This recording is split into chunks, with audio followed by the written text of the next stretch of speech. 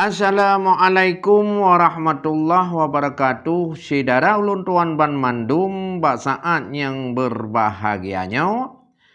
Tadi ngolom ulun tuan baca syair-syair pantun Aceh di YouTube Jambu Samlako. Mudah-mudahan syairnya di samping hiburan je kepelajaran. Jino dengar dengan judul Pekatun Urang.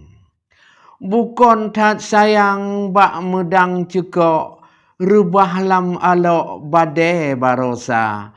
Pekatun urang tangiang je calok, le rata kadok ni bak bot desa.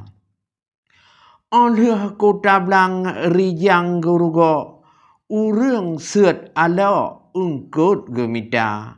Bak let belanja metega pucrok, ladom mencaplok roh lambut desa.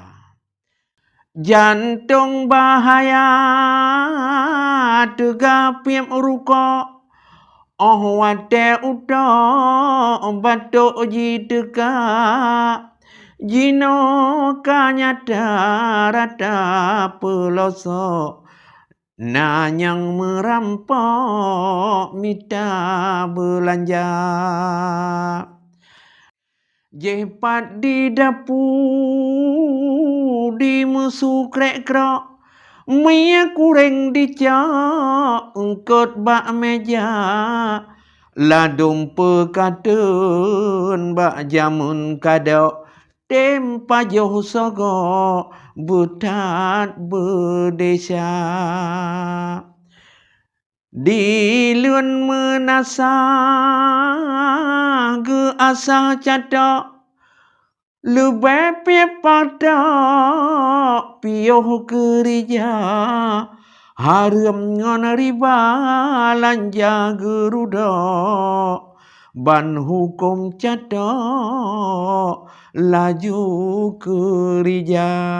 Bedoh pedawa gisa ubago, bedah di calak ja ukrung sabe. Oh akhir masa rata pelosok, urang abeh dok,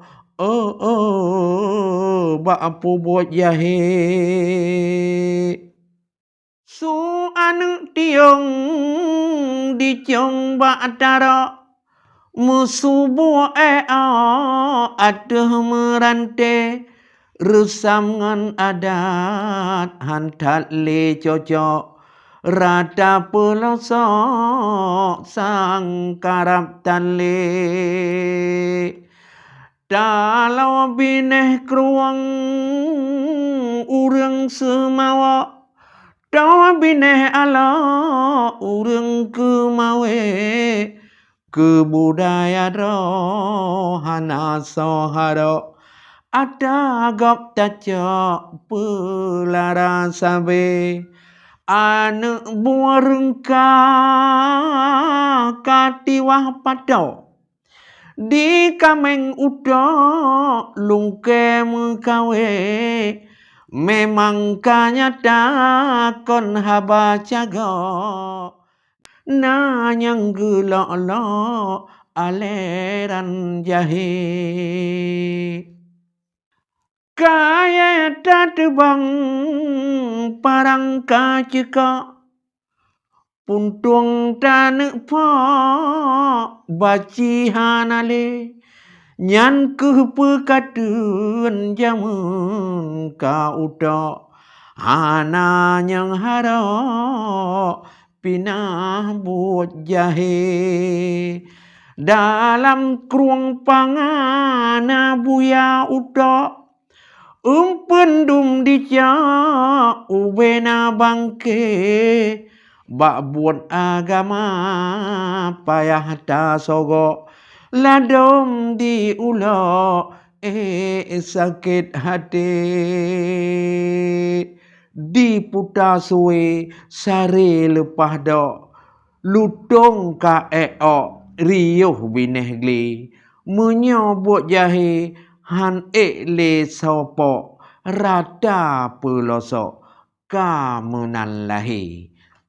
Eno kementang pantun luntuan Mbak saatnya di YouTube Jamu Samlako, mudah-mudahan jut kehiburan getanyo Ban Mandung.